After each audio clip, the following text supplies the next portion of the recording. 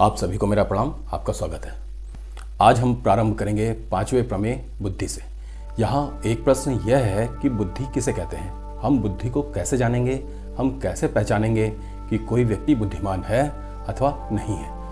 आइए यहाँ पर एक उदाहरण लेते हैं। अब जैसे यहाँ पर हम न्याय दर्शन के बारे में बता रहे हैं, अब ये आवश्यक तो नहीं है कि सभी को हमारी बात समझ में आ जाए। तो अब जिसको समझ में नहीं आएगी वो हमारे अर्थात मेरे बारे में क्या बोलेगा, यहाँ पर इस बात की संभावना अधिक प्रबल है। अपितु हम तो कहेंगे यह निश्चित है कि वो यही कहेगा कि पागल है, पता नहीं क्या फालतू की बकवास कर रहा है। वो मुझे पागल घोषित कर देगा, किंतु वह यह स्वीकार नहीं करेगा कि उसके पास मेरी बात अथवा विषय को समझने योग्य बुद्धि नहीं है। ये बात तो एक पागल भी स्वीकार नहीं करेगा कि उसके पास बुद्धि नहीं है। तो इस उदाहरण से हमारे लिए यह स्पष्ट है कि बुद्धि ज्ञान का विषय है और बुद्धि को लक्षणों द्वारा जाना जा सकता है। हम बुद्धि द्वारा ही ज्ञान और उपलब्धि ग्रहण करते हैं। न्याय दर्शन के अनुसार बुद्धि, उपलब्धि और ज्ञान अलग अलग वस्तु नहीं है, अपितु यह एक ही है। बुद्धि का लक्षण पर्याय शब्द से भी हो सकता है। गंध आदि विषय में तथा सुख दुख आदि विषयों में भी इसी बुद्धि का चिंतन करने से हमें व्यक्ति की बुद्धि का स्तर पता चलता है। सुख दुख तथा संकट आदि विषम परिस्थितियों में व्यक्ति किस प्रकार निर्णय करता है, कैसा निर्णय करता है, इसके द्वारा हम बुद्धि के बारे में जान सकते हैं। यहाँ तक कि वैराग्य के द्वारा मोक्ष में भी बुद्धि ही उपयुक्त होती है। बुद्धि के दो प्रकार होते हैं, एक अनुभव और दूसरा स्मरण। हम स्मरण करके किसी वस्तु के बारे में ज्ञान प्राप्त कर लेते हैं, अर्थात वस्तु के बारे में जान लेते हैं और निष्कर्ष प्राप्त कर लेते हैं, तदुपरांत निर्णय करते हैं। यही प्रक्रिया हम अनुभव के द्वारा ज्ञान प्राप्त करने के उपरांत भी करते हैं। यदि हम किसी निर्णय पर नहीं पहुंचते तब हमारे लिए यह स्पष्ट है, हम ये कह सकते हैं कि हमारी बुद्धि द्वारा प्राप्त ज्ञान में अवश्य ही कोई कमी रह गई है अथवा प्राप्त ज्ञान पूर्ण नहीं है। ऐसी स्थिति में व्यक्ति निर्णय लेने के स्थान पर दुविधा में घिरा रहता है। इस अपूर्ण ज्ञान के कारण व्यक्ति की बुद्धि काम नहीं करती, जिसका परिणाम यह होता है कि व्यक्ति का मन संतुष्ट होने के स्थान पर विचलित होता रहता है, व्यग्र होता रहता है। अब आता है अगला प्रमेय मन। मन के बारे में तो हम पहले भी बात कर चुके हैं कि न्याय दर्शन ने मन को छठी इंद्रिय के रूप में माना है।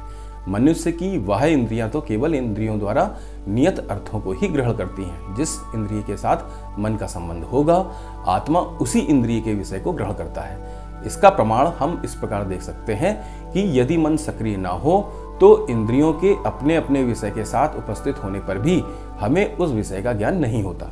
यहाँ तक कि यदि हमारे सामने से कोई व्यक्ति गुजर जाए, कोई हमारे पास आकर बैठ जाए, किंतु हम उसके प्रति अनजान बने रहते हैं, अर्थात हमें एहसास भी नहीं होता।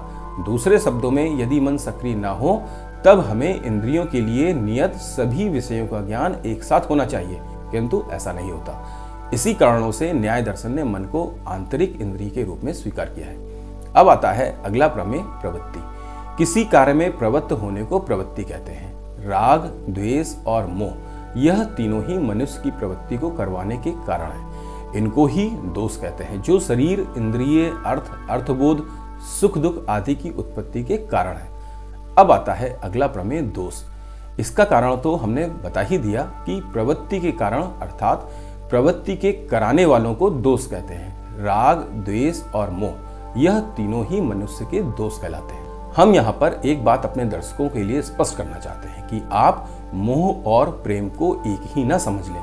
मोह एक दोष है, किंतु प्रेम एक गुण है, विशेषता है। प्रेम में पवित्रता है, श्रद्धा है, समर्पण है, त्याग है, धैर्य है, संतोष है। जबकि मोह स्वार्थ को जन्म देता है, अहंकार को जन्म देता है। मोह व्यक्ति के अहंकार को पोषित करता है। मोह व्यक्ति को अहंकार के कारण मानसिक रूप से दरिद्र बनाता है। उसे सही और गलत का ज्ञान नहीं होता। मोहग्रस्त व्यक्ति का आत्मा अपने अहंकार को पोषित करने में ही तृप्त होने का अनुभव करता है। वह सामने वाले व्यक्ति के सुख दुख की चिंता नहीं करता। वास्तव में वह अपने सुख और स्वयं को संतुष्ट और तृप्त करने के मार्ग पर ही चलता है।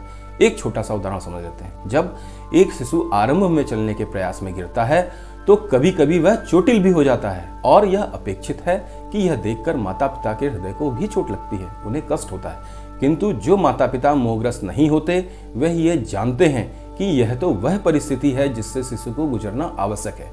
यह शिशु को कमजोर नहीं, अपितु यह शिशु की समझ और सामर्थ्य के विकास का प्रथम चरण है। परिणाम स्वरूप इस कष्ट को वह धैर्य के साथ स्वीकार करते हैं और जीवन में ऐसे माता पिता जो अपनी संतान से प्रेम करते हैं इस स्थिति से अनेकों बार गुजरते हैं और स्वयं कष्ट सहते हैं, किंतु मोहग्रस्त माता पिता स्वयं के सामर्थ्य पर अहंकार करते हुए शिशु अथवा अपनी संतान को इन कष्टों से दूर रखते हुए बालक के अंदर आवश्यक प्रतिरोधकता, सामर्थ्य, समझ आदि विकसित ही नहीं होने देते। ऐसे बालक संकट के समय जीवन की विषम परिस्थितियों में विचलित हो जाते हैं। उनमें धैर्य नहीं होता, वह उचित निर्णय लेने में सक्षम नहीं हो पाते, सदैव आश्रित बने रहते हैं। यही कारण है कि आप स्वयं देखिए, अक्सर समाचार पत्रों में समाचार छपते रहते हैं। IIT, मेडिकल आदि के छात्र भी इतने उच्च स्तर पर पहुंचने के बाद भी आत्महत्या कर लेते हैं। उनकी योग्यता में तो कोई कमी नहीं थी, किंतु वह विषम परिस्थितियों का दबाव सहन नहीं कर पाते। इसके कारणों पर हमें अवश्य विचार करना चाहिए। इसके और उदाहरण हम महाभारत के पात्रों में भी देख सकते हैं। शकुनी, द्रोणाचार्य, धृतराष्ट्र आदि इसके सबसे उत्तम उदाहरण हैं। शकुनी को बहन से प्रेम था, द्रोणाचार्य को पुत्र से प्रेम था, धृतराष्ट्र को पुत्रों से प्रेम था और सभी ने स्वयं ही सबको मरवा दिया। ऐसा था उनका प्रेम। वास्तव में ये सभी अपनी अपनी इच्छाओं और अपने अहंकार को तृप्त कर रहे थे। परिणाम स्पष्ट कहता है। अब द्रोणाचार्य तो चलिए कृष्ण का सम्मान करते थे, किंतु शकुनी और धृतराष्ट्र कृष्ण को ही बुरा भला कहते थे, उन्हें ही धूर्त और कपटी बताते थे, जबकि कृष्ण ने तो पग पग पर सबको समझाया, परिणामों के बारे में बताया। महर्षि व्यास, महात्मा विदुर, स्वयं पितामह भीष्म, अरे यहाँ तक संजय ने भी समझाया, किंतु मोह, स्वार्थ और अहंकार का रूप धारण करके बुद्धि और विवेक पर पर्दा डाल देता है, जिसका परिणाम सदैव अनर्थकारी ही होता है। अब आता है अगला प्रमेय, प्रेत्य भाव। सूक्ष्म शरीर के साथ जीव का एक शरीर से निकलना प्रयाण कहलाता है और जो प्रयाण करता है उसे प्रेत कहते हैं, और उस प्रेत का अन्य शरीर के साथ जो संबंध का पैदा करना है वह प्रेत्य भाव अर्थात आवागमन कहलाता है। यदि हम सोचें कि हमारा यह शरीर अपूर्व है, अर्थात आत्मा जिस शरीर में विद्यमान है उसके पूर्व आत्मा किसी अन्य शरीर में नहीं रहा, ऐसा नहीं है। और ऐसा भी नहीं है कि इस शरीर के छूट जाने पर भविष्य में आत्मा का अन्य शरीर के साथ संबंध न हो, अर्थात यह शरीर अनुत्तर भी नहीं है। यह आत्मा के देह ग्रहण का अनुक्रम अनादिकाल से निरंतर प्रवाहित है। देह ग्रहण का यह निरंतर प्रवाह ही प्रेत्य भाव है। अब आता है अगला प्रमेय, फल। प्रवृत्ति और दोष से उत्पन्न जो सुख दुख का ज्ञान है वह फल कहलाता है। सुख तथा दुख कर्मों का शुभ तथा अशुभ परिणाम है और यह सुख दुख शरीर, इंद्रियों के विषय और मन की सत्ता में होते हैं। अतएव मनुष्य को फल की प्राप्ति शरीर के द्वारा ही होती है। हमें जो सुख दुख, मान अपमान आदि सहन करने पड़ते हैं, यह सब फल का ही रूप है। अतः हमें किस फल को प्राप्त करना है और किसका त्याग करना है, इसके लिए फल के पैदा होने से पहले विचार करना चाहिए। अब आता है अगला प्रमेय, दुख। यह बड़ा मजेदार विषय है। अब आप कहेंगे दुख और मजेदार, मैं ये कैसी बातें कर रहा हूँ? तो मेरा विश्वास रखिए, यदि आपने इसको समझ लिया तो आज से ऐसी बातें आप भी करेंगे और कभी भी जीवन में चाहे कुछ भी हो जाए पर दुखी नहीं होंगे। स्वतंत्रता का न होना और विकल्प का होना दुख कहलाता है। अब इसका क्या अर्थ हुआ?